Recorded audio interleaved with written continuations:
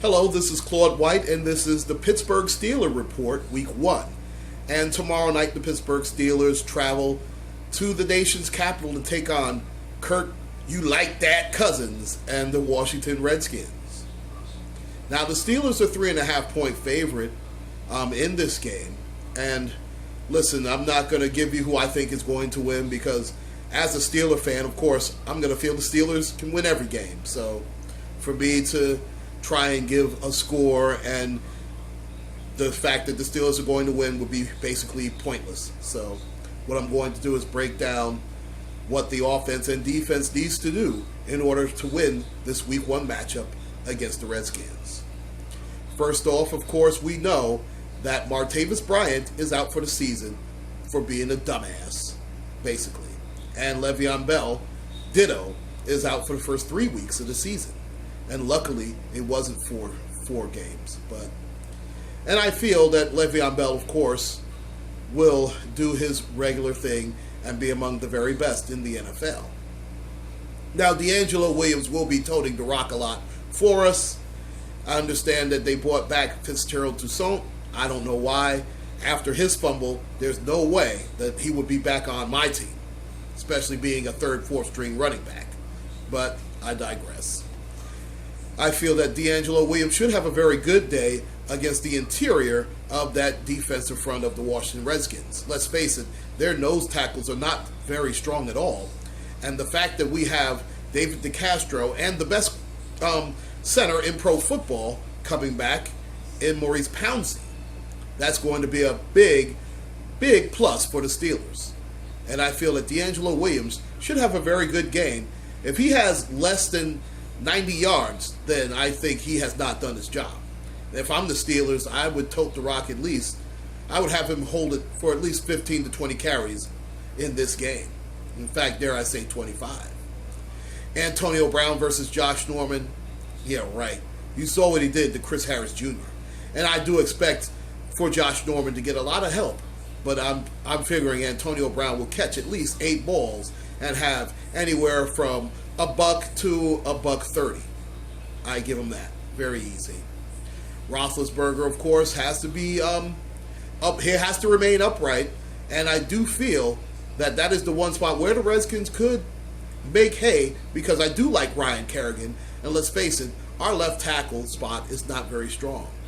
Between Ryan Harris and Andrew Villanueva, I mean, we could definitely, and let's face it, we've been saying this for about the entire time that Ben Roethlisberger has been quarterback of the Steelers, we could use help at the left tackle spot. Now, the rest of our offensive line, as I mentioned, DeCastro and, of course, the great Pouncey, and he should be healthy, 100% and ready to go. That is a very big strength of ours. Now, on the defensive side of the ball, I expect Ryan Shazier to have a huge game. In fact, I think that this will be Ryan Shazier's breakout year, and he will become an all-pro inside linebacker. To me, he should be the best linebacker on the team. Now, of course, the heart and soul of this team is big game James Harrison. And I do feel that during the time that Bud Dupree is out, and that was a big loss for us, don't get me wrong, big game James still has a lot of big game in him. And he actually played pretty well last season. In fact, he played outstanding in the playoff against Denver. You saw the big sack that he had against Peyton Manning.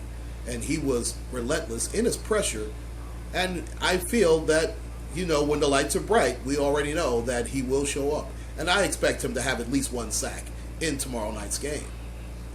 Now, the back end is our biggest question mark. We know this. Sam Davis should start at strong safety. We also have Mike Mitchell, of course, on the free safety part. But it's our corners, and particularly Artie Burns, that I'm going to be looking at the most. Artie Burns had a so-so preseason, but I can't really count preseason too much because, let's face it, the Steelers didn't really play but one true preseason game with everybody, all hands on deck. So we're going to see how Artie Burns and Senequez Golston, how they mature. And, one thing we also know about the Steelers, that during the first 3 to 4 weeks of the season, Mike Tomlin is sort of figuring out how the team is going to be, and from there, he works his magic, so to speak. Speaking of which, if you notice, Vernon Hargraves, the third-round nose tackle that we chose out of South Carolina State, ironically the same college that we got the great Donnie Shell, who should be in the Hall of Fame in, is now the number one nose tackle on the depth chart. And he has been getting constant double teams and very good pressure. Now, if he does that, that can more than offset the loss of Bud Dupree. Now, on the other side of the ball, listen, Kirk Cousins to me is one of those second-tier C-plus quarterbacks in the Andy Dalton mold. In fact, Dalton is actually better than Kirk Cousins, even though Cousins, I know he led the NFL in completion percentage last season. But that's due to their running game. And I do believe that Matt Jones, he is a very capable runner, but the Steelers should do well. We have done well against the run lately. It's the back end that's the problem, i.e. Pierre Garçon, and more of a big problem is Deshaun Jackson, the big play deep threat that they have. And they also have Dotson as well, whom they gotten out of TCU. I think he'll be a player, but to me, if the Steelers can limit that and get some pressure, remember the Steelers were third in the league in sacks last season. We can do that. We should be just fine against the Washington Redskins in this Monday night matchup. Now, please like and subscribe, ladies and gentlemen, and this will be the first of many ventures during the Pittsburgh Steelers Report. This is Claude Sports Corner. Please like and subscribe. Take care and God bless.